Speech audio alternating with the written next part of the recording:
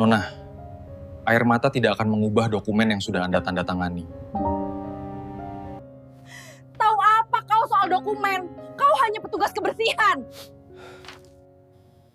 Saya tahu tangan yang mengetik angka-angka itu sedang tertawa di bar sekarang. Dan saya punya kunci untuk menghentikannya.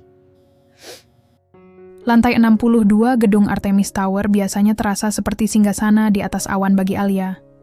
Melalui dinding kaca setinggi langit-langit yang mengelilingi ruang kerjanya, lampu-lampu Jakarta di bawah sana tampak seperti hamparan permata yang tunduk pada ambisinya. Malam ini adalah perayaan besar, peluncuran Artemis Pay, aplikasi finansial yang diprediksi akan merevolusi pasar digital Asia Tenggara. Suara denting gelas kristal dan gumam kagum para kolega dari aula utama masih terdengar lamat-lamat. Namun Alia memilih untuk menyingkir sejenak ke ruang pribadinya, mencari ketenangan di tengah hiruk-pikuk kemenangan. Alia menyesap sisa sampahnya di gelasnya, mematut bayangan dirinya di kaca. Di usia 32 tahun, ia telah mencapai apa yang banyak orang anggap mustahil. Gaun satin hitam yang dikenakannya memeluk siluet tubuhnya dengan sempurna, memancarkan aura otoritas yang tenang. Namun ketenangan itu terusik ketika pintu ruangannya terbuka tanpa ketukan. Dimas melangkah masuk. Pria itu, investor utama sekaligus sosok yang selama 3 tahun terakhir menjadi sandaran strategis Alia, tampak terlalu santai. Senyumnya yang biasanya menenangkan kini terasa ganjil di bawah pencahayaan lampu ruang kerja yang redup. Alia, kau melewatkan momen terbaiknya. Para direktur bank sedang menunggumu untuk bersulang, ujar Dimas. Suaranya halus, namun ada nada dingin yang tidak biasanya. Aku hanya butuh 5 menit, Dimas. Terlalu banyak sanjungan membuatku sedikit pening, jawab Alia dengan tawa kecil, masih membelakangi pria itu. Sayang sekali, gumam Dimas. Karena setelah ini, kurasa tidak akan ada lagi sanjungan untukmu. Alia berputar, alisnya bertaut. Apa maksudmu? Dimas tidak menjawab dengan kata-kata. Ia meletakkan sebuah map kulit berwarna coklat tua di atas meja kerja kayu jati milik Alia. Di dalamnya terdapat tumpukan dokumen yang tampak sangat familiar bagi Alia. Namun saat matanya mulai memindai baris demi baris, jantungnya seolah berhenti berdetak. Itu adalah kontrak investasi yang mereka tanda tangani 6 bulan lalu. Atau setidaknya, itu terlihat seperti kontrak tersebut. Namun, di lembar adendum yang terselip di tengah, angka-angka dan klausulnya telah berubah secara drastis. Ada tanda tangan Alia di sana, jelas dan tegas di atas materai, menyatakan bahwa ia telah menyetujui pengalihan seluruh hak kekayaan intelektual, Artemis Pay, dan aset likuid perusahaan senilai 800 miliar rupiah ke sebuah perusahaan cangkang di Cayman Islands. Ini palsu, bisik Alia, suaranya bergetar. Aku tidak pernah menandatangani adendum ini. Dimas, apa-apaan ini? Dimas berjalan perlahan mengitari meja, menyentuh tepian meja kerja Alia, seolah-olah barang itu sudah menjadi miliknya. Tanda tangan itu asli, Alia. Kau ingat bulan lalu saat kau menandatangani berkas-berkas rutin untuk audit? Kau terlalu sibuk dengan visi besarmu sampai lupa memeriksa lembar demi lembar yang kusisipkan. Kau percaya padaku, dan itulah kesalahan fatalmu. Alia merasakan perutnya mual. Serangan itu datang dari dalam, dari seseorang yang ia anggap sebagai mentor. Kau merampok perusahaanku sendiri, kau menghancurkan ribuan orang yang bergantung pada proyek ini. Aku tidak menghancurkannya, aku memindahkannya ke tangan yang lebih kompeten, balas Dimas tanpa ekspresi. Mulai besok pagi, auditor internal akan menemukan lubang besar di arus kas. Dan tebak siapa yang akan disalahkan. Kau, sang CEO jenius, yang dalam catatan ini terlihat sedang mencoba melarikan aset perusahaan sebelum launching. Karirmu berakhir malam ini. Dimas condong ke depan, menatap langsung ke mata Alia yang mulai berkaca-kaca karena amarah dan syok. Kau punya waktu 48 jam untuk mengosongkan ruangan ini sebelum pengacara dan kepolisian datang menjemputmu untuk dimintai keterangan. Jangan mencoba melawan, Alia. Secara hukum kau sudah habis. Saat Dimas melangkah keluar dan menutup pintu dengan dentuman pelan yang terasa seperti palu hakim, kaki Alia lemas. Ia jatuh terduduk di kursi kebesarannya yang kini terasa seperti jebakan. Di luar, kembang api meletus di langit malam, merayakan kesuksesan yang baru saja dicuri darinya. Alia menelungkupkan wajah di atas meja, terisak dalam sunyi yang mencekam. Dunianya runtuh dalam hitungan menit. Di tengah keputusasaan itu, ia tidak menyadari pintu ruangannya sedikit terbuka. Seorang pria berseragam biru gelap dengan ember dan alat pel berdiri mematung di koridor yang remang-remang. Fajar, sang petugas kebersihan yang sejak tadi sedang membersihkan tumpahan kopi di depan ruangan, mendengar setiap kata dari konfrontasi tadi. Ia menggenggam erat gagang pelnya, matanya menatap tajam ke arah Dimas yang berjalan menjauh dengan angkuh. Fajar mengenal tatapan itu, tatapan predator yang merasa telah memenangkan permainan. Namun, Fajar juga mengenal rasa sakit yang terpancar dari balik pintu tertutup itu. Rasa sakit karena dikhianati oleh sistem yang mereka bangun sendiri. Dengan helaan napas berat, Fajar melanjutkan pekerjaannya, namun matanya terus melirik ke arah tas kerja yang ditinggalkan Dimas sebentar di meja resepsionis yang kosong untuk mengambil telepon. Sebuah kilatan kecil dari flash disk emas yang tergantung di kunci tas Dimas menarik perhatiannya.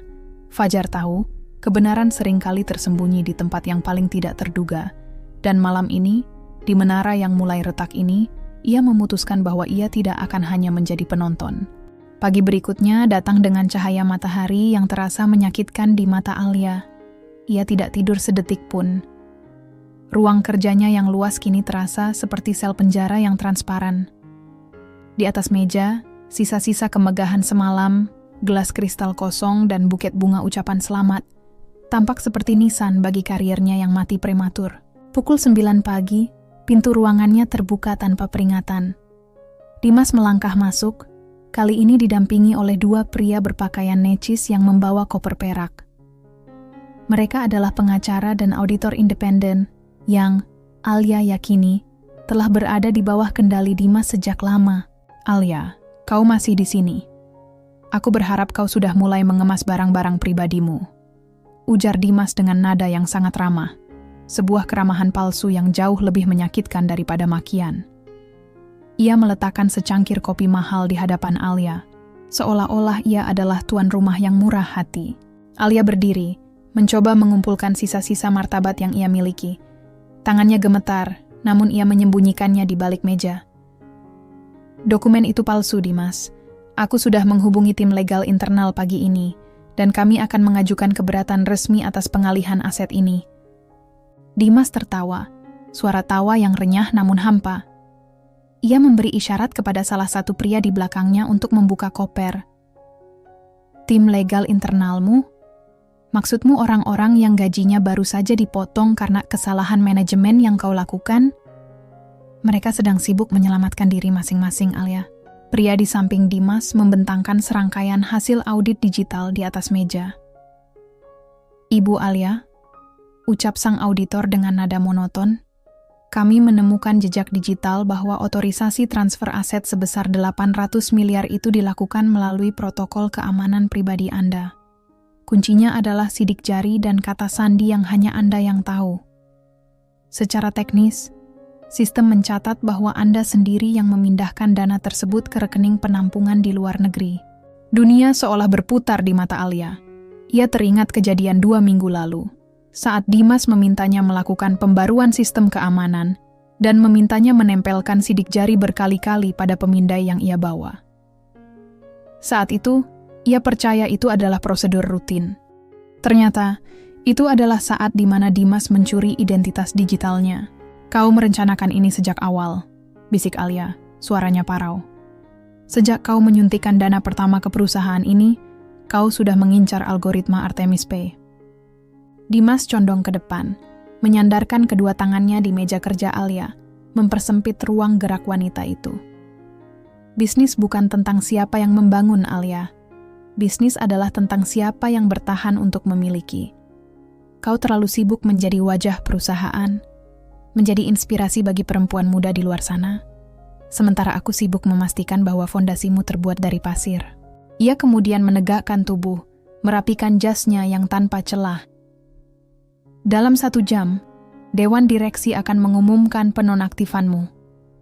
Aku akan mengambil alih sebagai CEO sementara untuk menyelamatkan perusahaan dari skandal yang kau ciptakan sendiri. Jika kau keluar sekarang dengan tenang, Aku mungkin tidak akan menuntutmu secara pidana. Anggap saja ini pesangon untuk kerja kerasmu selama ini. Alia menatap Dimas dengan tatapan yang bisa membakar jika saja kemarahan memiliki wujud fisik. Namun, di balik kemarahan itu, ada lubang hitam keputusasaan. Ia melihat sekeliling kantornya. Para karyawan di luar dinding kaca mulai berbisik-bisik, menatapnya dengan pandangan curiga dan kasihan. Kabar burung tentang pelarian dana telah menyebar seperti racun di udara.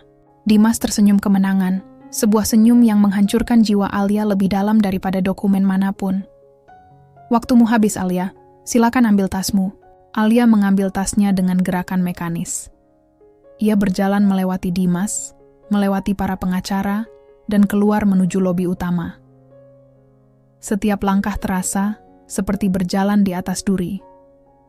Saat ia mencapai pintu lift, ia berpapasan dengan Fajar yang sedang mendorong kereta pembersihnya. Fajar tidak menunduk seperti biasanya. Ia menatap langsung ke mata Alia yang memerah. Ada sebuah kilatan pengertian di mata pria itu, sebuah tatapan yang seolah berkata, "Sabar, ini belum berakhir." Namun Alia terlalu hancur untuk menyadarinya. Lift tertutup, membawa sang CEO turun dari puncak menaranya menuju dasar jurang yang paling gelap. Di atas sana, Dimas berdiri di balkon dalam ruangan, menatap ke bawah dengan kepuasan seorang penakluk yang baru saja meruntuhkan kerajaan tanpa menumpahkan darahnya sendiri. Malam itu, langit Jakarta seolah turut berduka. Hujan turun tipis-tipis, menyisakan hawa dingin yang menembus hingga ke tulang. Di lantai 62 Artemis Tower, lampu-lampu utama sudah dipadamkan, menyisakan cahaya remang dari lampu darurat yang memberikan siluet panjang pada perabotan kantor. Alia berdiri di tengah ruang kerjanya yang kini terasa asing. Hanya ada 2 kardus besar di atas meja jati, berisi bingkai foto, buku catatan pribadi, dan beberapa penghargaan yang kini terasa seperti ejekan bisu. Alia menyentuh tepian mejanya untuk terakhir kali. Air matanya yang sejak tadi ditahan akhirnya jatuh, mengalir membasahi pipinya yang pucat. Ia merasa seperti hantu di kerajaannya sendiri. Dalam satu malam, ia berubah dari ikon kesuksesan menjadi paria yang dituduh mengkhianati visinya sendiri. Rasa sesak di dadanya begitu nyata, membuatnya sulit untuk sekadar menarik napas panjang. Ia duduk di lantai, bersandar pada kaki meja, dan membiarkan isak tangisnya pecah di tengah keheningan malam yang mencekam. "Nona Alia?" Sebuah suara berat namun lembut memecah keheningan. Alia tersentak, cepat-cepat menghapus air matanya dengan punggung tangan. Ia mendongak dan melihat seorang pria berdiri di ambang pintu yang terbuka sedikit. Itu Fajar, petugas kebersihan yang tadi pagi ia temui di depan lift. Pria itu masih mengenakan seragam biru gelapnya, lengkap dengan ember dan alat pel yang tergeletak di koridor. "Maaf, Nona. Saya tidak bermaksud mengejutkan Anda. Saya pikir ruangan ini sudah kosong," ujar Fajar dengan kepala sedikit menunduk, menunjukkan rasa hormat yang tulus, bukan rasa hormat karena takut akan posisi. "Tidak apa-apa, Fajar. Saya baru saja akan pergi," jawab Alia dengan suara parau. Ia berusaha berdiri, namun kakinya terasa lemas. Fajar tidak segera pergi. Ia melangkah masuk beberapa tindak, matanya menyapu ruangan yang berantakan itu sebelum kembali menatap Alia. "Nona, air mata tidak akan mengubah dokumen yang sudah ditandatangani, tapi ketenangan akan membantu Anda melihat celah di dalamnya." Alia mengerutkan kening, sedikit terkejut dengan gaya bicara Fajar yang tidak seperti petugas kebersihan pada umumnya. Kalimatnya terstruktur, penuh makna, dan entah mengapa, terasa sangat menenangkan. "Celah? Tidak ada celah, Fajar. Dimas sudah merencanakan ini dengan sangat rapi. Secara hukum, saya yang bersalah." Fajar meletakkan selembar kain lap bersih di atas meja, lalu mendekat ke arah dinding kaca yang menampilkan kerlip lampu kota. Tuan Dimas memang ahli dalam manipulasi, tapi orang yang merasa sudah menang cenderung menjadi ceroboh karena kesombongannya. Dia pikir Anda hanyalah seorang pengusaha yang hanya mengerti angka, dan dia pikir saya hanyalah seorang pelayan yang hanya mengerti debu. Fajar merobek secarik kertas dari buku catatan kecil di kantong seragamnya, lalu menuliskan sesuatu dengan cepat. Ia meletakkan kertas itu di atas kardus milik Alia. Di sana tertulis, bukan angka yang berbohong, tapi tangan yang mengetiknya. Apa maksudmu? Tanya Alia bingung. Sistem keamanan Artemis Pay dibangun dengan protokol yang sangat kuat, Nona. Saya tahu itu karena saya melihat bagaimana data tersebut dikelola di ruang server malam itu. Dimas memang menggunakan sidik jari Anda, tapi dia melakukannya pada terminal yang tidak tercatat dalam log resmi perusahaan. Bisik Fajar. Suaranya kini penuh penekanan. Alia menatap Fajar dengan pandangan baru. Ada sesuatu di mata pria itu. Kilat kecerdasan yang tajam. Sesuatu yang selama ini tersembunyi di balik masker dan pekerjaan kasarnya. Siapa kau sebenarnya, Fajar? Bagaimana kau bisa tahu tentang log resmi dan protokol server? Fajar tersenyum tipis. Sebuah senyum yang menyimpan luka lama. Saya adalah seseorang yang pernah berdiri di posisi Anda, Nona. Seseorang yang dihancurkan oleh firma hukum yang sama yang sekarang berdiri di belakang Dimas. Bedanya, dulu saya tidak punya siapa-siapa untuk membantu. Sekarang, Anda punya saya. Setidaknya jika Anda mau mendengarkan. Fajar kemudian mengeluarkan sebuah barang dari sakunya, namun ia tidak langsung memberikannya. Ia meletakkannya kembali. Malam ini, tidurlah. Besok pagi, temui saya di kedai kopi kecil di seberang gedung ini pukul 7. Jangan bawa mobil perusahaan, jangan bawa asisten. Datanglah sebagai Alia yang ingin merebut kembali haknya, bukan Alia sang CEO yang sedang patah hati. Alia terpaku saat Fajar berjalan mundur dan mengambil alat pelnya kembali. Sebelum benar-benar menghilang di kegelapan koridor, Fajar menoleh sedikit. Jangan menyerah pada orang-orang yang menganggap Anda lemah hanya karena Anda punya hati, Nona.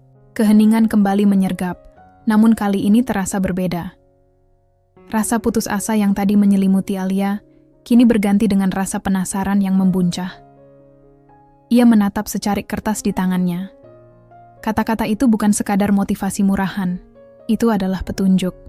Di sudut gelap kantor yang baru saja membuangnya, Alia justru menemukan secercah harapan dari sosok yang selama ini dianggapnya tidak ada. Udara pagi di kawasan pusat bisnis Jakarta biasanya terasa menyesakkan dengan deru mesin dan ambisi yang terburu-buru. Namun bagi Alia, pagi ini udara terasa asing. Ia turun dari taksi daring beberapa blok sebelum tujuannya, mengenakan hoodie kebesaran dan kacamata hitam. Penyamaran sederhana yang membuatnya merasa seperti orang asing di tanah jajahannya sendiri. Di seberang Artemis Tower yang menjulang angkuh, terdapat sebuah kedai kopi kecil yang terjepit di antara dua gedung beton. Kedai itu tua. Aromanya campuran antara biji kopi gosong dan kayu lembab, sangat kontras dengan kafe artisan tempat Alia biasa mengadakan rapat. Di sudut paling belakang, di bawah lampu kuning yang berkedip, Fajar sudah menunggu. Ia tidak lagi mengenakan seragam biru petugas kebersihan.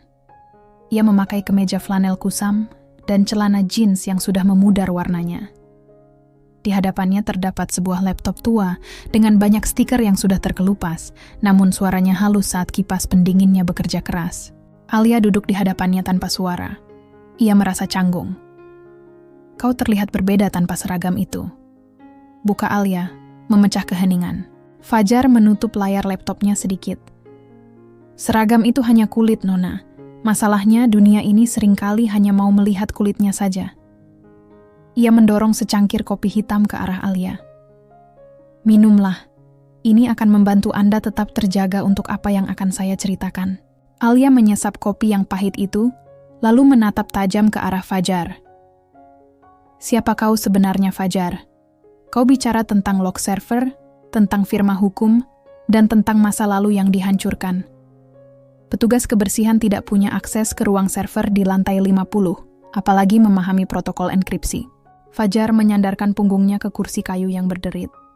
Matanya menatap kosong ke arah jendela, seolah melihat bayangan masa lalu yang ingin ia lupakan. 10 tahun lalu, nama saya adalah Fajar Dewantara. Saya adalah kepala teknisi sistem di Satria Cybertech. Kami sedang mengembangkan sistem keamanan enkripsi untuk bank sentral. Saat itu, saya pikir saya adalah orang paling pintar di ruangan itu. Sampai akhirnya, saya menemukan bahwa CEO saya melakukan pencucian uang melalui pintu belakang yang saya bangun. Alia tertegun. Nama perusahaan itu pernah ia dengar dalam sebuah kasus besar yang terkubur di arsip berita lama. Saya mencoba melaporkannya secara internal. Lanjut Fajar dengan suara yang kini merendah dan bergetar karena emosi yang tertahan. Tapi mereka sudah menyiapkan jebakan. Firma hukum Pratama & Co., firma yang sama yang sekarang berdiri di belakang Dimas, memanipulasi bukti digital. Mereka membuat seolah-olah sayalah yang mencuri dana tersebut. Saya kehilangan segalanya dalam semalam. Gelar saya dicabut, nama saya masuk daftar hitam industri teknologi, dan saya mendekam di penjara selama 4 tahun. Jadi itu sebabnya kau bekerja sebagai petugas kebersihan? Tanya Alia, suaranya melembut karena empati. Setelah keluar dari penjara, tidak ada perusahaan yang mau menyentuh seseorang dengan catatan kriminal spionase industri. Satu-satunya cara untuk tetap dekat dengan dunia yang saya cintai, sekaligus mengawasi orang-orang yang menghancurkan saya, adalah dengan menjadi tak terlihat. Sebagai petugas kebersihan, saya bisa masuk ke ruangan mana saja. Orang-orang seperti Dimas tidak akan pernah berhenti bicara di depan pelayan, karena bagi mereka, pelayan tidak punya telinga. Mereka menganggap kami bagian dari furnitur. Fajar membuka kembali laptopnya dan memutar layar ke arah Alia. Di sana terlihat barisan kode yang bergerak cepat. Selama 6 bulan bekerja di Artemis, saya tidak hanya mengepel lantai. Saya mengamati Dimas. Saya melihat bagaimana dia sering tinggal lembur di ruang server, bukan di ruang kerjanya. Saya tahu dia sedang membangun jalan tikus untuk menguras aset Anda. Alia merasa bulu kuduknya berdiri. Dan kau diam saja selama ini. Saya butuh bukti fisik, Nona. Kata-kata seorang mantan narapidana tidak akan berarti apa-apa di depan hukum. Tapi tadi malam, saat Dimas merayakan kemenangannya di bar bawah, dia ceroboh. Dia meninggalkan tasnya di meja resepsionis untuk menyapa rekan-rekannya. Hanya butuh waktu 30 detik bagi saya untuk melakukan apa yang harus saya lakukan. Fajar meraih saku ke mejanya dan mengeluarkan sebuah benda kecil berbentuk persegi. Sebuah flash disk berwarna emas yang sangat dikenali Alia sebagai milik pribadi Dimas. Ini adalah jantung dari rencana jahatnya, kata Fajar dengan nada dingin. Dia pikir dia masih memilikinya di dalam tasnya. Dia tidak sadar bahwa yang dia bawa sekarang hanyalah cangkang kosong yang saya isi dengan data sampah. Isi aslinya ada di sini. Alia menatap flash disk itu seolah-olah itu adalah sebuah granat yang siap meledak. Harapan mulai membuncah di dadanya, menggantikan rasa sesak yang menghimpitnya sejak kemarin. Namun, ia juga menyadari taruhan yang ada di depan mata. Jika mereka gagal, bukan hanya karier Alia yang tamat, tapi nyawa dan kebebasan Fajar juga menjadi taruhannya. Kenapa kau membantuku, Fajar? Kau bisa saja menggunakan ini untuk memerasnya dan pergi jauh, tanya Alia. Fajar menatap Alia lurus ke mata. Karena saya melihat diri saya yang dulu pada Anda, Nona. Dan kali ini, saya tidak akan membiarkan orang-orang seperti Dimas menang lagi hanya karena mereka punya uang untuk membeli hukum. Saya tidak ingin uang Anda. Saya ingin melihat menara mereka runtuh. Di kedai kopi yang sempit itu, sebuah aliansi yang tidak terduga lahir. Sang ratu yang digulingkan dan sang prajurit yang terlupakan, bersatu di bawah bayang-bayang musuh yang sama, bersiap untuk memulai serangan balik yang tidak akan pernah disangka oleh siapapun di puncak Artemis Tower. Suasana kedai kopi yang sempit itu mendadak terasa pengap.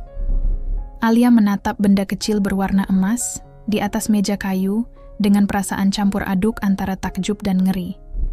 Flash disk itu tampak begitu tidak berdosa di bawah lampu kuning kedai, namun ia tahu di dalamnya tersimpan racun yang sanggup melumpuhkan kerajaan bisnis yang ia bangun dengan darah dan air mata. Bagaimana kau melakukannya, Fajar? Bisik Alia, suaranya hampir tenggelam oleh desis mesin kopi di bar depan. Dimas bukan orang yang ceroboh. Dia sangat protektif terhadap barang-barangnya. Fajar menarik napas panjang, tatapannya menerawang ke arah langit-langit kedai. Kesombongan adalah penutup mata yang paling efektif, Nona. Malam itu, di tengah pesta peluncuran yang kau lewati dengan air mata, Dimas merasa telah menjadi Tuhan. Dia merasa tidak ada lagi orang yang berani atau mampu menyentuhnya. Terutama bukan seseorang yang sedang memegang ember dan sapu di dekat kakinya. Fajar mulai bercerita dengan nada rendah, membawa Alia kembali ke peristiwa beberapa jam sebelumnya. Di dalam benak Alia, narasi Fajar berubah menjadi gambaran visual yang mencekam. Malam itu, koridor lantai 62 sangat sunyi. Setelah konfrontasi dingin dengan Alia, Dimas melangkah keluar dengan langkah penuh kemenangan. Ia sempat berhenti di depan cermin besar di lobi, membetulkan letak dasinya sambil bersiul kecil. Di tangannya, ia menjinjing tas kulit kerja yang di dalamnya tersimpan rahasia pengalihan aset Artemis Pay. Fajar berada di sana, sekitar 10 meter darinya, sedang menggosok noda imajiner di dinding marmer. Ia tidak menatap Dimas secara langsung. Ia menggunakan pantulan di kaca untuk mengintai. "Petugas!" panggil Dimas dengan nada meremehkan. Fajar menoleh, memasang wajah polos dan sedikit membungkuk. "Iya, Tuan. Jaga lantai ini baik-baik.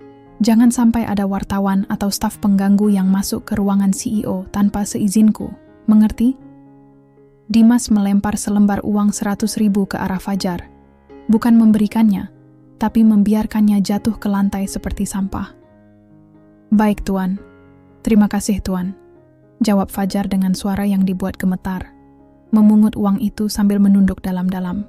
Dimas mendengus remeh, lalu berjalan menuju lift VIP. Namun, tepat sebelum pintu lift terbuka, ponsel di sakunya berdering. Dari raut wajahnya, itu adalah telepon penting, mungkin dari mitra gelapnya di luar negeri. Dimas tampak kesal. Sinyal di dalam lift VIP terkadang tidak stabil karena sistem keamanan baru. Ia memutuskan untuk menerima telepon itu di balkon luar lobi. Ia meletakkan tas kerjanya di atas meja resepsionis yang kosong, merasa aman karena merasa anak buahnya ada di sana. Itulah celahnya. 30 detik yang menentukan. Fajar bergerak dengan ketenangan yang menakutkan. Tidak ada langkah kaki yang terburu-buru. Ia berjalan mendekati meja resepsionis, seolah ingin mengelap debu di sana. Dari balik kain lapnya, ia sudah menyiapkan flash disk kosong dengan bentuk dan warna yang identik. Sebuah imitasi yang sudah ia siapkan selama berminggu-minggu, sejak ia mulai mencurigai gerak-gerik Dimas. Tangan Fajar tidak gemetar. Pengalaman masa lalunya sebagai teknisi yang terbiasa dengan komponen mikro membuatnya memiliki kontrol motorik yang luar biasa. Dengan satu gerakan halus, ia membuka resleting samping tas Dimas yang tidak terkunci rapat, menarik keluar flash disk asli, dan menyusupkan yang palsu ke tempat semula. Tepat saat resleting ditutup kembali, Dimas berbalik dari balkon sambil masih berbicara di telepon. Fajar sudah kembali ke posisi semula, sedang sibuk membersihkan kaki meja dengan punggung membelakangi Dimas. Dia bahkan tidak menoleh ke arah tasnya saat mengambilnya kembali. Lanjut Fajar, kembali ke kenyataan di kedai kopi. Bagi dia, saya hanyalah bagian dari latar belakang gedung ini. Dia tidak pernah menyangka bahwa hantu dari masa lalunya sedang berdiri tepat di hadapannya. Alia mendengarkan dengan jantung yang berdegup kencang. Ia bisa merasakan ketegangan dari setiap detik yang diceritakan Fajar. "Kau mempertaruhkan segalanya, Fajar. Jika dia menangkapmu malam itu, saya sudah kehilangan segalanya 10 tahun lalu, Nona. Hidup sebagai orang mati secara sosial itu membosankan. Malam itu, untuk pertama kalinya setelah sekian lama, saya merasa hidup kembali." Fajar mendorong flash disk itu lebih dekat ke arah Alia. Tapi ini baru permulaan. Memiliki bukti adalah satu hal, tapi menggunakannya tanpa terdeteksi sebelum dia melarikan diri adalah tantangan yang berbeda. Alia mengambil benda kecil itu. Dinginnya logam emas itu terasa membakar telapak tangannya. Ia menatap Fajar dengan rasa hormat yang baru. "Kau benar. Dimas memiliki tim hukum dan keamanan yang kuat. Jika kita salah langkah, dia bisa memutarbalikkan bukti ini dan menuduh kita melakukan pencurian data. Itu sebabnya kita butuh rencana," ujar Fajar, matanya kembali tajam menatap layar laptopnya. "Kita tidak hanya akan menangkapnya, Nona. Kita akan memancingnya masuk ke dalam lubang yang dia gali sendiri, sampai dia tidak punya jalan keluar selain mengakui semuanya di depan publik." Di pagi yang mendung itu, di dalam kedai kopi yang tidak dianggap, 2 orang yang telah diremehkan oleh dunia mulai menyusun serangan balik yang akan mengguncang pondasi Artemis Tower. Alia kini sadar, kekuatan sejati bukan terletak pada posisi atau kekayaan, melainkan pada keberanian mereka yang tidak lagi memiliki apapun untuk dipertaruhkan. Hujan mulai turun lebih deras, menghantam atap kedai kopi dengan irama yang monoton dan memekakkan telinga. Di sudut ruangan, atmosfer terasa kian berat. Alia menggenggam flash disk emas itu, jemarinya memucat karena tekanan yang ia berikan pada logam dingin tersebut. Ini adalah kunci kebebasannya, sekaligus bukti kehancurannya jika jatuh ke tangan yang salah. Kita harus membukanya sekarang, bisik Alia.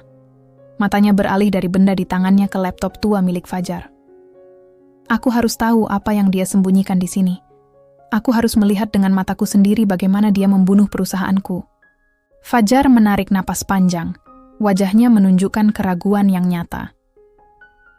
Nona, ini bukan sekadar membuka dokumen Word atau Excel. Dimas menggunakan enkripsi tingkat militer untuk data pribadinya. Saya sempat melihat sekilas saat dia bekerja di ruang server. Dia menggunakan sistem kunci ganda. Jika kita salah memasukkan protokol dekripsi, ada kemungkinan data di dalamnya akan terhapus secara otomatis, sebuah fitur self-destruct digital. Alia tertegun. Lalu apa yang harus kita lakukan? Kita tidak bisa membawanya ke ahli IT perusahaan. Mereka semua sudah di bawah kendali Dimas. Fajar menarik laptopnya lebih dekat. Jemarinya mulai menari di atas papan ketik, yang beberapa hurufnya sudah pudar. Kita harus melakukannya di sini, di tempat yang tidak terdeteksi oleh radar jaringan Artemis Tower. Tapi saya butuh waktu, dan Anda harus siap dengan apapun yang kita temukan di dalam sana. Kotak Pandora ini, sekali dibuka, tidak bisa ditutup kembali. Alia mengangguk mantap. Lakukan, Fajar. Fajar menghubungkan flash disk tersebut melalui sebuah alat perantara, sebuah sandbox buatan sendiri untuk mencegah sinyal pelacak keluar. Layar laptop yang tadinya hanya menampilkan barisan kode hitam putih kini berubah menjadi merah menyala. Sebuah kotak dialog muncul di tengah layar. Access denied. Input encryption key. Dia menggunakan sandi dinamis. Gumam Fajar. Keringat dingin mulai tampak di pelipisnya. Sandi ini berubah setiap jam berdasarkan algoritma tertentu. Saya butuh pola dasarnya. Alia mencoba mengingat-ingat. Dimas adalah pria yang metodis. Ia terobsesi dengan angka dan tanggal-tanggal bersejarah dalam hidupnya. Coba tanggal dia bergabung dengan perusahaan atau koordinat lokasi kantor pertama kami, saran Alia. Fajar mencoba beberapa kombinasi, namun layar tetap merah. Bukan, terlalu sederhana untuk orang sepertinya. Keheningan menyergap selama beberapa menit, hanya menyisakan suara ketikan cepat Fajar. Tiba-tiba, Alia teringat sesuatu. Sebuah detail kecil yang pernah ia anggap sebagai tindakan romantis yang remeh. Tunggu, Dimas pernah berkata bahwa keberuntungan adalah saat persiapan bertemu dengan pengkhianatan. Dia sering menggumamkan itu saat kami pertama kali menandatangani kontrak investasi. Pengkhianatan? Fajar menghentikan ketikannya. Kata itu punya nilai numerik dalam kode ASCII. Mari kita coba. Fajar memasukkan rentetan kode baru. Layar laptop berkedip. Warna merah perlahan memudar, berganti dengan baris-baris folder yang mulai bermunculan. Suara putaran kipas laptop mengeras, seolah sedang memikul beban rahasia yang sangat berat. Kita masuk, bisik Fajar. Alia mendekat, matanya membelalak melihat isi di dalamnya. Itu bukan sekadar folder kontrak. Ada folder bernama Project Icarus. Di dalamnya, tersimpan rekaman suara percakapan Dimas dengan beberapa orang yang sangat dikenal Alia, anggota dewan direksi, dan beberapa pejabat bank. Alia mengklik salah satu file audio. Suara Dimas terdengar jernih, dingin, dan penuh perhitungan. Alia terlalu emosional. Dia pikir bisnis ini tentang mengubah dunia. Dia tidak tahu bahwa dia hanya pion yang sedang kita siapkan untuk jatuh. Begitu aset Artemis pindah ke rekening Cayman, kita biarkan dia tenggelam dengan skandal auditnya sendiri. Biarkan publik menghancurkannya, sementara kita membangun ulang semuanya dengan nama baru. Mendengar suara itu, pertahanan Alia runtuh. Ia menutup mulutnya dengan tangan, menahan isak tangis yang ingin meledak. Itu bukan sekadar penipuan bisnis. Itu adalah pembunuhan karakter yang direncanakan dengan sangat rapi. Orang-orang yang ia jamu di rumahnya, orang-orang yang ia anggap keluarga, semuanya tertawa di balik punggungnya sambil memegang pisau. Nona, lihat ini, sela Fajar. Suaranya terdengar lebih tegang dari sebelumnya. Ia membuka sebuah dokumen PDF bertajuk Asset Liquidation Schedule. Di sana tertera tanggal eksekusi akhir, lusa. Dimas berencana melarikan diri ke luar negeri setelah menguras habis cadangan dana darurat perusahaan yang merupakan hak gaji ribuan karyawan.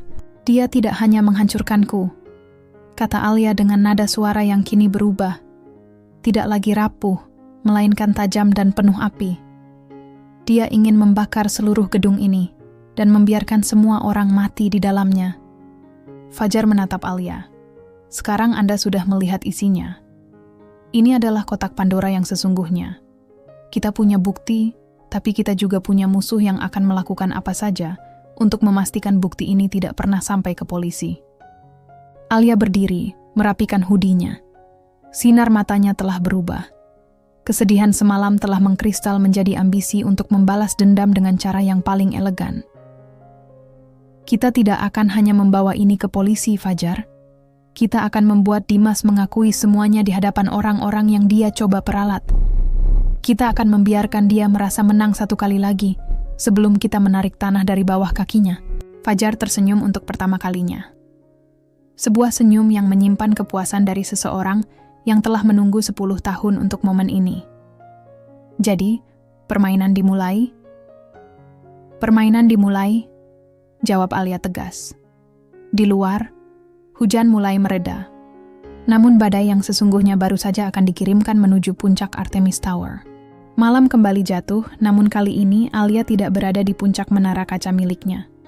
Ia berada di sebuah kamar sempit di kawasan padat penduduk, tempat Fajar menyembunyikan identitasnya selama ini.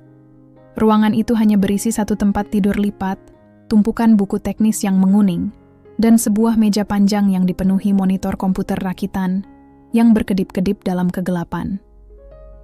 Bau kopi instan dan aroma logam dari sirkuit elektronik memenuhi udara, menciptakan atmosfer yang jauh lebih jujur dibandingkan kemewahan palsu di kantor Dimas. Ini adalah medan perang kita, Nona, ujar Fajar tanpa mengalihkan pandangan dari layar. Jemarinya menari di atas papan ketik dengan kecepatan yang tidak manusiawi. Di gedung itu mereka punya satpam dan kamera pengawas. Di sini, saya punya protokol enkripsi dan proksi berlapis. Di dunia digital, ukuran gedungmu tidak ada artinya. Alia duduk di kursi kayu di samping Fajar. Matanya terpaku pada data yang terus mengalir seperti air terjun cahaya di monitor. Setelah berhasil membuka kotak Pandora di kedai kopi tadi siang, tugas mereka kini jauh lebih berat. Memetakan setiap sen yang dicuri Dimas dan mencari tahu kemana uang itu akan bermuara. Lihat ini.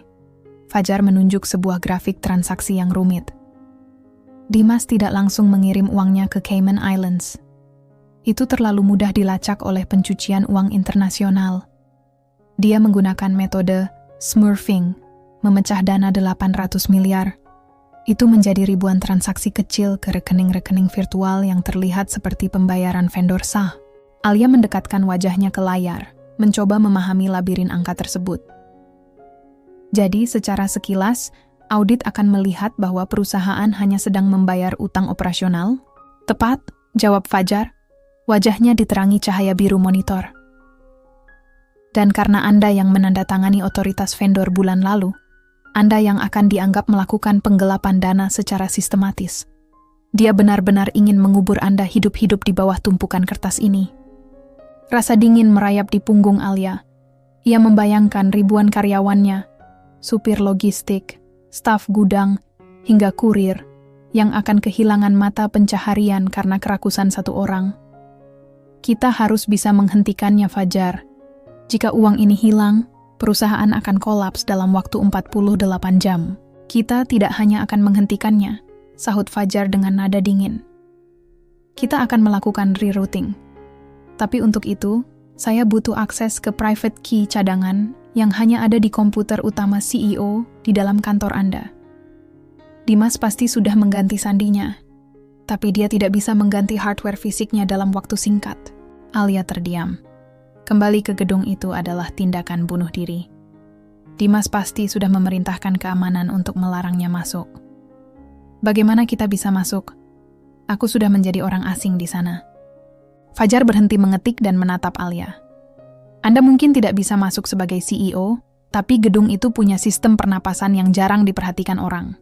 Saluran ventilasi, lift barang, dan koridor pelayan. Saya punya akses ke sana. Tapi saya butuh Anda untuk mengalihkan perhatian sistem keamanan pusat dari luar. Selama sisa malam itu, mereka terjebak dalam simulasi digital.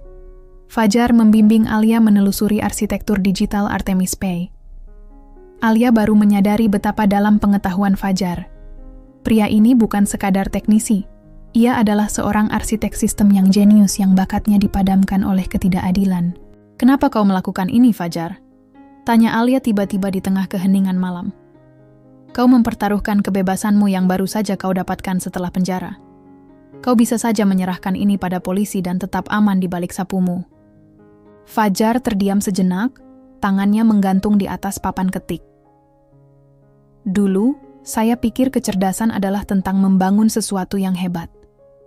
Tapi setelah dihancurkan, saya sadar kecerdasan tanpa integritas hanyalah senjata untuk merampok. Saya tidak membantu Anda karena saya ingin menjadi pahlawan, Nona. Saya membantu Anda karena saya ingin membuktikan pada diri saya sendiri dan pada mereka yang memfitnah saya bahwa kebenaran tetap memiliki cara untuk pulang, sekecil apapun celahnya." Kalimat itu menyentuh bagian terdalam hati Alia. Ia menyadari bahwa selama ini ia terlalu fokus pada menara miliknya, hingga lupa pada orang-orang yang membangun pondasinya. "Fajar," panggil Alia lembut. "Jika kita berhasil melewati ini, aku berjanji, kau tidak akan pernah lagi harus bersembunyi di balik sapu." Fajar hanya tersenyum tipis, lalu kembali fokus pada layar. "Mari simpan janji itu untuk lusa, Nona. Sekarang, kita harus meretas masuk ke neraka sebelum iblisnya menyadari bahwa kuncinya telah dicuri." Di dalam kamar sempit itu, di tengah kepungan kabel dan radiasi monitor, Alia merasa lebih kuat daripada saat ia berdiri di podium peluncuran. Ia bukan lagi seorang CEO yang dikhianati. Ia adalah bagian dari aliansi dua jiwa yang tidak lagi memiliki rasa takut. Mereka sedang menyusun jebakan di dalam labirin digital, bersiap untuk menarik Dimas jatuh dari singgasana palsunya tepat saat ia merasa paling berkuasa. Pukul 10 pagi. Cahaya matahari yang masuk melalui kaca patri di lobi utama Artemis Tower terasa begitu angkuh, seolah turut merayakan pengambil alihan kekuasaan yang sebentar lagi akan diresmikan. Di lantai eksekutif, suasana sangat tegang. Para pemegang saham, dewan direksi, dan perwakilan bank sudah berkumpul di ruang rapat utama. Sebuah ruangan kedap suara dengan meja oval besar yang terbuat dari kayu mahoni gelap. Dimas berdiri di ujung meja, mengenakan setelan jas abu-abu yang sangat rapi. Ia tampak tenang, bahkan terlalu tenang bagi seseorang yang baru saja melakukan pencurian aset terbesar dalam sejarah perusahaan. Di hadapannya, sebuah layar besar menampilkan agenda rapat, mosi tidak percaya dan penunjukan CEO baru. Seperti yang kalian lihat dalam laporan audit darurat yang saya bagikan semalam, Dimas memulai pembicaraan dengan suara bariton yang penuh wibawa. Alia Larasati tidak hanya gagal mengelola risiko, tetapi ada indikasi kuat bahwa beliau mencoba melarikan aset operasional ke rekening pribadi di luar negeri sebelum peluncuran semalam. Ini adalah pengkhianatan terhadap visi kita bersama. Gumaman tidak puas menyebar di antara anggota dewan. Dimas tersenyum dalam hati. Ia telah memenangkan narasi ini sebelum rapat dimulai. Namun, tepat saat ia hendak menandatangani dokumen pengangkatan dirinya sebagai CEO sementara, pintu ganda ruang rapat itu terbuka dengan satu entakan keras.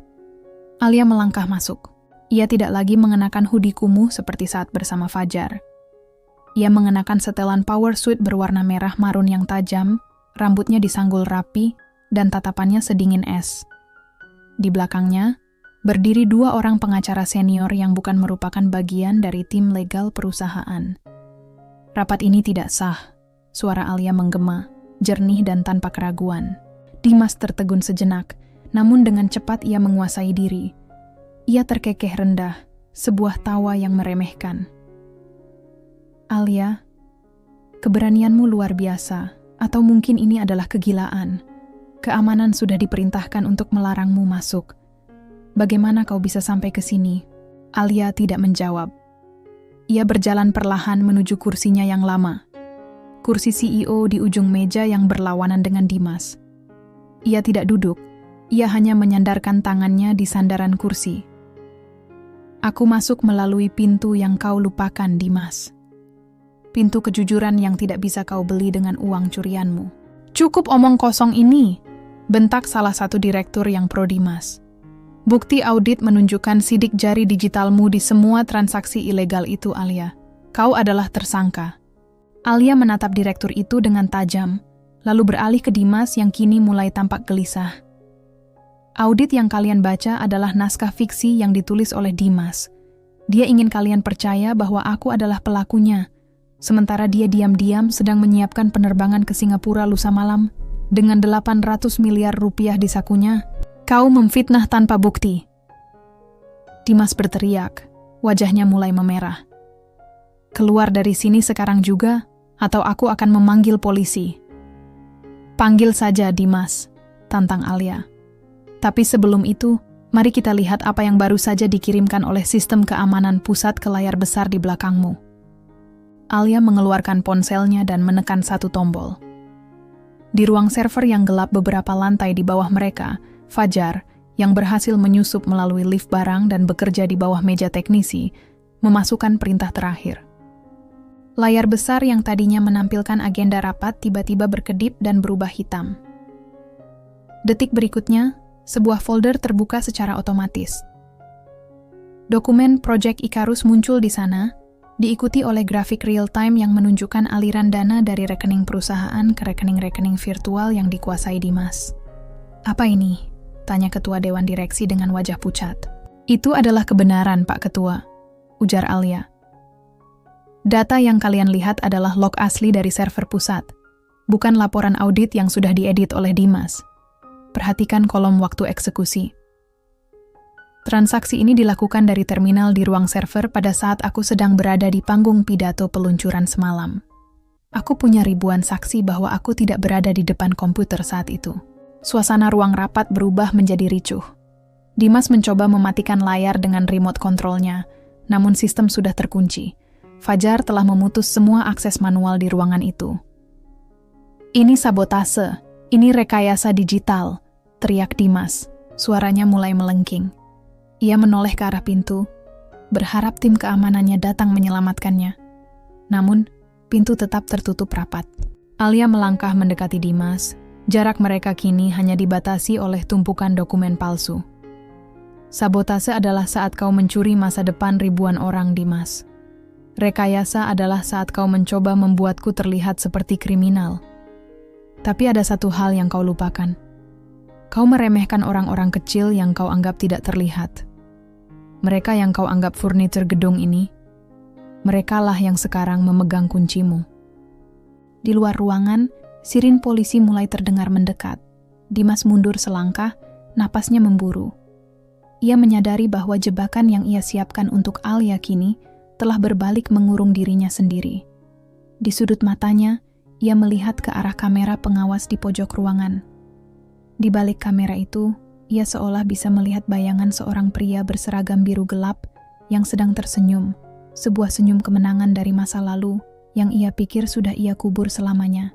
Udara di dalam ruang rapat itu mendadak terasa tipis, seolah oksigen tersedot habis oleh kebenaran yang baru saja meledak di layar besar.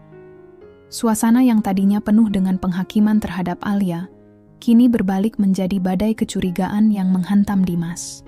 Para pemegang saham saling berbisik dengan raut wajah tegang, sementara beberapa direktur mulai menjauhkan kursi mereka dari Dimas, seolah pria itu adalah wabah yang menular. Ini belum berakhir, teriak Dimas, suaranya pecah, kehilangan wibawa bariton yang selama ini ia banggakan. Kalian percaya pada data yang muncul begitu saja? Alia bisa saja menyewa peretas untuk membuat simulasi palsu ini. Ini adalah upaya terakhir seorang CEO yang putus asa untuk mengalihkan kesalahan. Alia tetap berdiri tenang. Ia tidak membalas teriakan itu dengan amarah. Sebaliknya, ia melirik ke arah kamera pengawas di sudut ruangan dan memberikan anggukan kecil. Tiba-tiba, pengeras suara di ruang rapat berdengung pelan, lalu sebuah suara jernih muncul memenuhi ruangan. Itu bukan suara Alia, melainkan suara Dimas sendiri. hasil rekaman dari flash disk emas yang telah didekripsi Fajar. Oh, biarkan dia tenggelam dengan skandal auditnya sendiri. Begitu aset Artemis pindah ke rekening Cayman, kita biarkan dia menjadi sejarah. Keheningan yang mencekam menyusul suara rekaman itu. Dimas mematung. Wajahnya yang tadi merah padam kini berubah menjadi sepucat kertas. Rekaman itu adalah bukti mutlak. Niat jahat yang terucap dari mulutnya sendiri tidak bisa dibantah dengan alasan teknis apapun. Itu diambil di luar konteks, gagap Dimas. Namun matanya terus bergerak liar mencari jalan keluar. Bukan hanya rekaman, Dimas. Potong Alia dengan nada dingin yang menusuk. Silakan periksa folder selanjutnya di layar. Layar besar itu kini menampilkan data teknis yang jauh lebih rumit. Jalur akses terminal. Fajar, yang bekerja dari jantung sistem di bawah sana, menampilkan bukti bahwa perintah transfer tidak datang dari akun pribadi Alia, melainkan melalui backdoor atau pintu belakang yang disisipkan ke dalam sistem keamanan saat pembaruan rutin yang dilakukan Dimas sebulan lalu. Di saat itulah, pintu ruang rapat terbuka kembali. Bukan oleh staf kantor, melainkan oleh seorang pria yang selama ini dianggap sebagai bayangan di koridor. Fajar masuk dengan langkah tegap. Ia tidak lagi menunduk. Ia berdiri di samping Alia, masih mengenakan seragam biru gelapnya, namun dengan tatapan mata yang memancarkan kecerdasan seorang ahli. Nama saya Fajar Dewantara. Suaranya tenang namun berwibawa, membuat seluruh ruangan terdiam. 10 tahun lalu, saya adalah kepala teknisi yang difitnah oleh metode yang persis sama dengan yang digunakan Tuan Dimas hari ini. Saya adalah saksi ahli yang memantau setiap aktivitas ilegal di ruang server selama 6 bulan terakhir. Fajar meletakkan sebuah tablet di atas meja mahoni. Data yang Anda lihat di layar adalah log asli yang tidak bisa dimanipulasi karena saya telah menguncinya ke dalam blockchain pribadi sebelum Tuan Dimas sempat menghapusnya. Tuan Dimas, Anda tidak hanya mencuri uang, Anda mencoba mencuri integritas perusahaan ini. Para anggota dewan direksi terperangah. Mereka menatap Fajar, pria yang setiap pagi mengosongkan tempat sampah mereka dengan rasa tidak percaya. Kekuatan bukti teknis yang dipadukan dengan kesaksian hidup Fajar menghancurkan seluruh benteng pertahanan Dimas. Panggil keamanan, seru ketua dewan. Suaranya menggelegar. Tahan Tuan Dimas di sini sampai polisi tiba. Dimas mundur, menabrak lemari pajangan hingga piala-piala penghargaan di atasnya bergetar.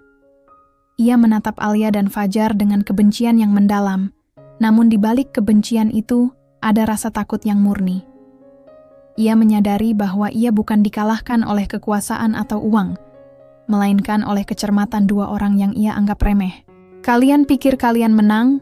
Desis Dimas dengan suara serak. Kalian menghancurkanku, tapi kalian juga menghancurkan kepercayaan pasar pada perusahaan ini. Pasar akan selalu kembali pada mereka yang jujur, Dimas, balas Alia tegas. Dan Artemis akan bangkit kembali karena kami tidak lagi memiliki benalu seperti kau. Serangan balik itu tuntas. Di tengah kekacauan di ruang rapat, Alia dan Fajar saling bertukar pandang. Tidak ada kata-kata yang terucap, namun ada pemahaman mendalam di antara mereka.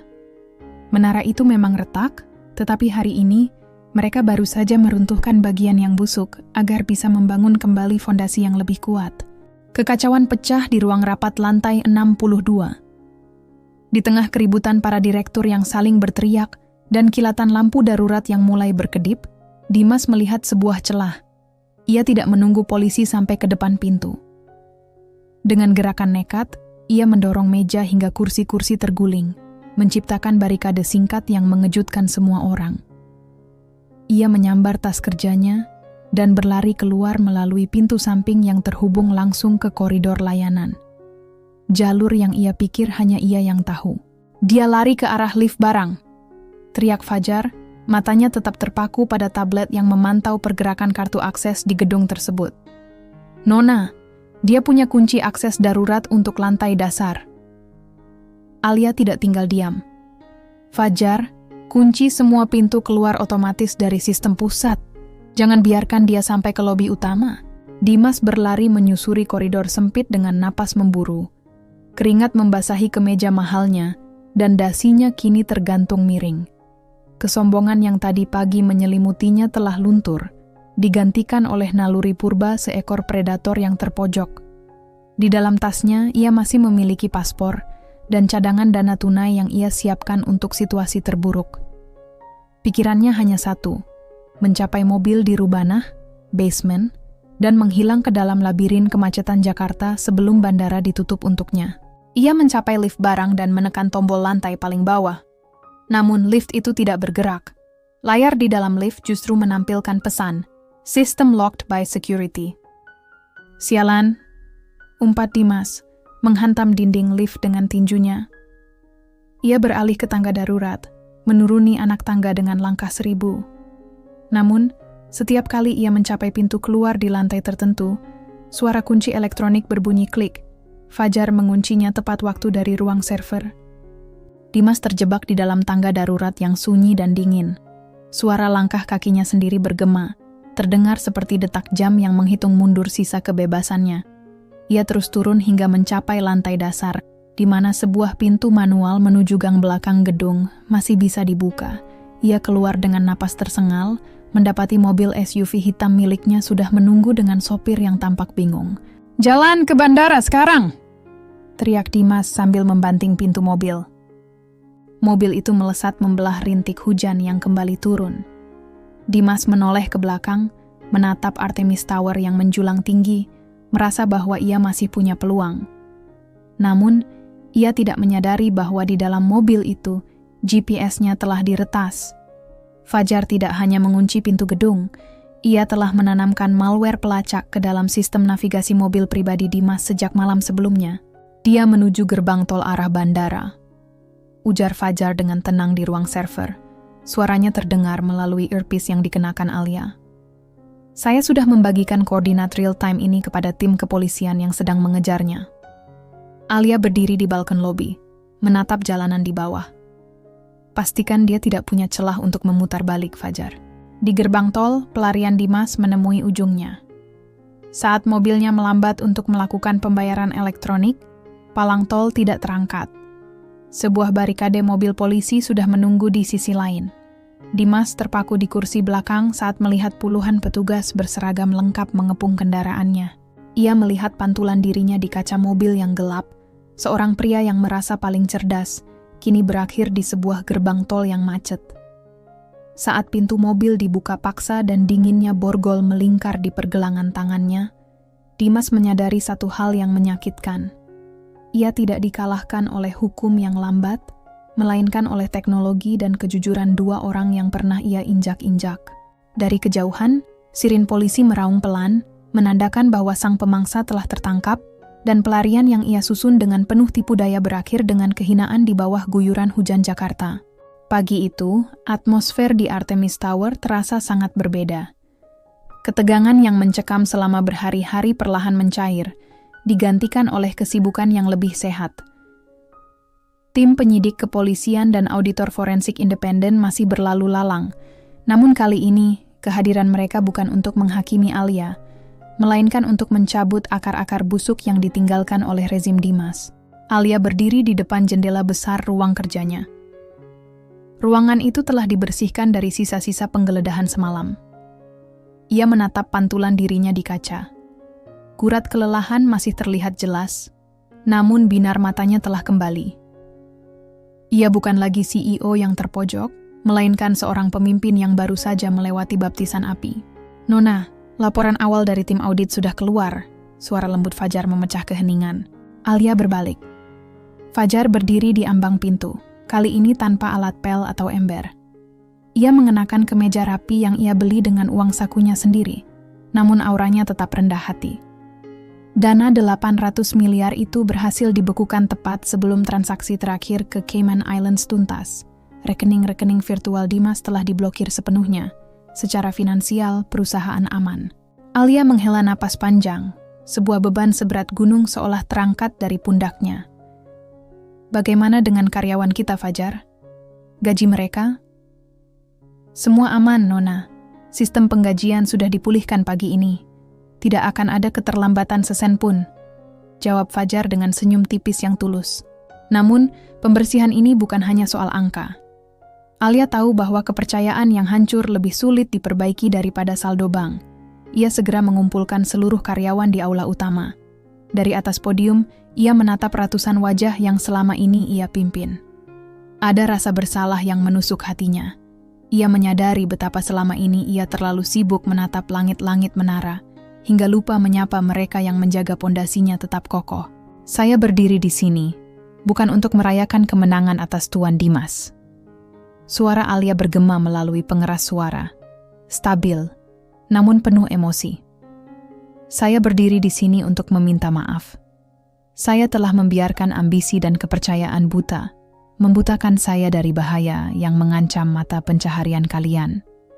Hari ini, saya berjanji bahwa Artemis tidak akan lagi menjadi tempat di mana pangkat menentukan nilai seorang manusia. Alia menghentikan bicaranya sejenak, lalu memberikan isyarat agar Fajar naik ke atas podium. Bisik-bisik penasaran mulai menjalar di antara kerumunan. Selama berbulan-bulan, ada seseorang yang menjaga perusahaan ini dari bayang-bayang. Seseorang yang kita abaikan, yang kita anggap tidak terlihat, namun dialah yang memiliki integritas paling tinggi saat semuanya runtuh. Lanjut Alia sambil merangkul bahu Fajar. Mulai hari ini, Fajar Dewantara akan memimpin divisi keamanan sistem dan integritas data kita. Dia adalah pengingat bagi kita semua, bahwa pahlawan sejati tidak selalu memakai jas mahal. Tepuk tangan mulai pecah, awalnya ragu-ragu, lalu berubah menjadi gemuruh yang menggetarkan aula. Di sudut ruangan, beberapa direktur yang sebelumnya sempat berpihak pada Dimas tertunduk malu. Mereka sedang menunggu giliran untuk dievaluasi oleh tim etik yang baru dibentuk Alia. Proses restrukturisasi dimulai. Kontrak-kontrak dengan vendor fiktif diputus, firma hukum yang korup dilaporkan ke otoritas terkait, dan budaya kerja yang baru mulai ditanamkan. Alia turun dari podium dan berjalan di antara para karyawannya, menjabat tangan mereka satu persatu, mendengarkan kekhawatiran mereka, dan memastikan bahwa setiap suara didengar. Di akhir hari, saat kantor mulai sepi, Alia dan Fajar duduk di balkon lobi, menatap matahari terbenam yang membasuh Jakarta dengan warna emas. Rasanya aneh melihat namaku di kartu identitas resmi lagi, gumam Fajar, menimang-nimang kartu akses barunya yang kini berwarna emas, bukan lagi biru petugas kebersihan. Itu bukan sekadar nama, Fajar. Itu adalah martabatmu yang kembali, jawab Alia. Terima kasih telah membersihkan bukan hanya lantai gedung ini, tapi juga jiwaku. Malam pun jatuh, namun kali ini Artemis Tower tidak lagi tampak angkuh dan dingin. Menara itu kini bersinar dengan cahaya yang lebih hangat, cahaya dari sebuah kerajaan yang baru saja dibersihkan dari racun, siap untuk bangkit kembali dengan kejujuran sebagai kompas utamanya. Setahun telah berlalu sejak badai yang nyaris meruntuhkan Artemis Tower. Pagi ini, lobi utama gedung itu tidak lagi terasa kaku dan mengintimidasi.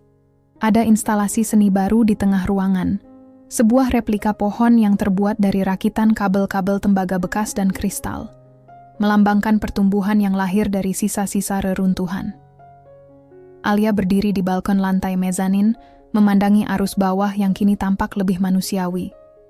Para karyawan berjalan dengan langkah yang lebih ringan, dan tegur sapa di antara mereka terdengar lebih tulus. Di atas meja kerjanya yang baru, yang kini diletakkan di area yang lebih terbuka, bukan lagi di balik pintu ganda yang tertutup rapat, tergeletak sebuah undangan konferensi pers. Hari ini adalah peluncuran kembali Artemis Pay dengan sistem keamanan yang sepenuhnya baru, sistem yang dibangun di atas fondasi integritas yang tidak bisa dibeli.